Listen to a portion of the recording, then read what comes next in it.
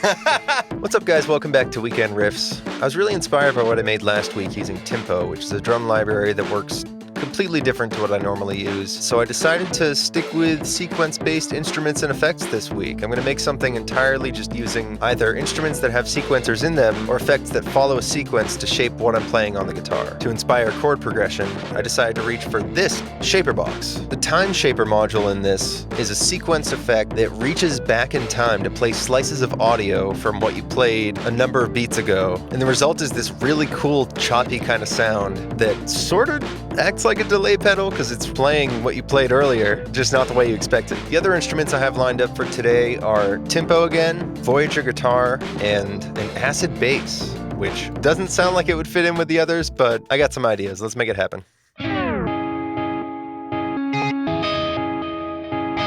I'm going to change that because the spin down at the end feels a little silly. It's cool that it can do that though. One thing about this, the line here represents how far back in time you're reaching at a given point in the sequence. So a staircase is a repeat. You can see down here it says -4/4. If I were to pull this all the way down here, that would be playing one bar in the past from this beat. Because there was a curve that looks like this. This curve essentially represents time slowing down, and that's why it sounds like a spin down.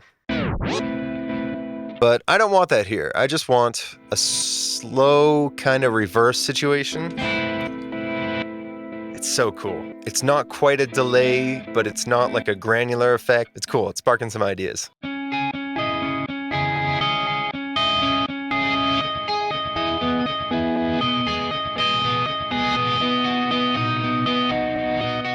Wait, that was cool. I just realized that this sequence plays the first eighth note in its own little rhythm. So I can just play whatever I want in these little interim moments while this is playing the chords for me. Okay, I can make a part from this.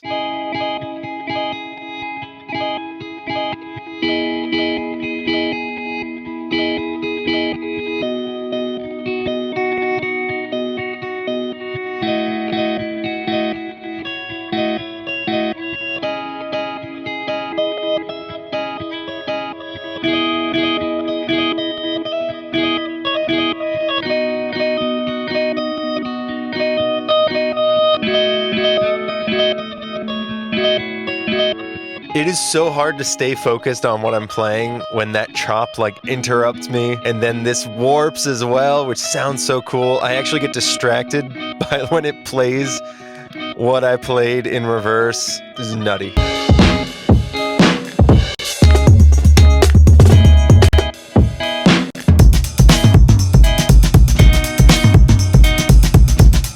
Let's just start building this out.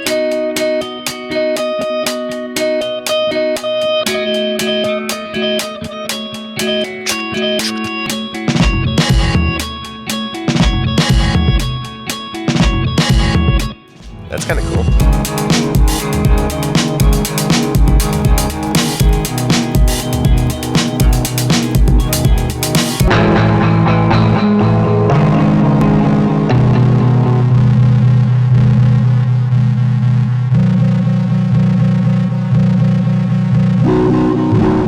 Something I really like about Voyager guitar is that there's this synth built into it that you can blend in. These are all different channels of this vintage Telecaster going through a bunch of old gear. And you can blend mics and stuff, but what I like is they just threw a synth in there. Just synth, whatever that means. And there's filters, and you can't really change a lot. The shape.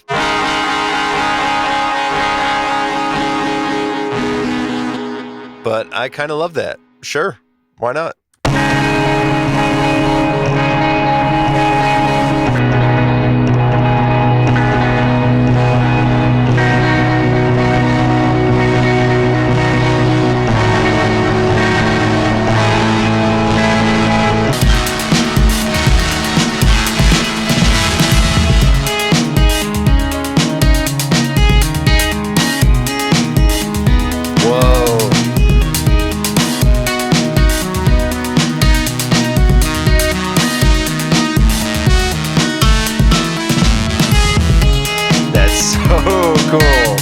So cool. Okay, now to add bass. Acid bass is sort of known for one infamous sound.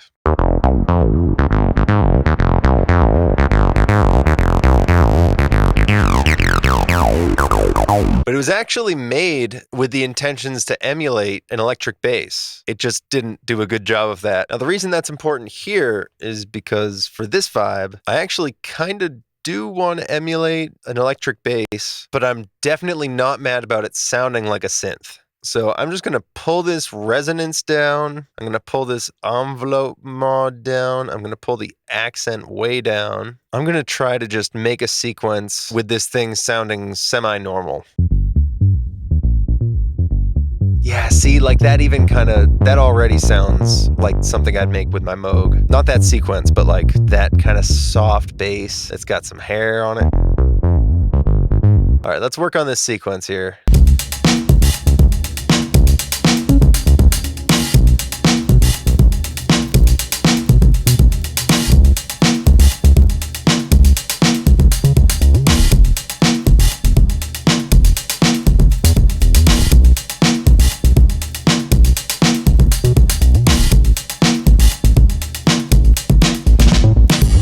I think I'm happy with that.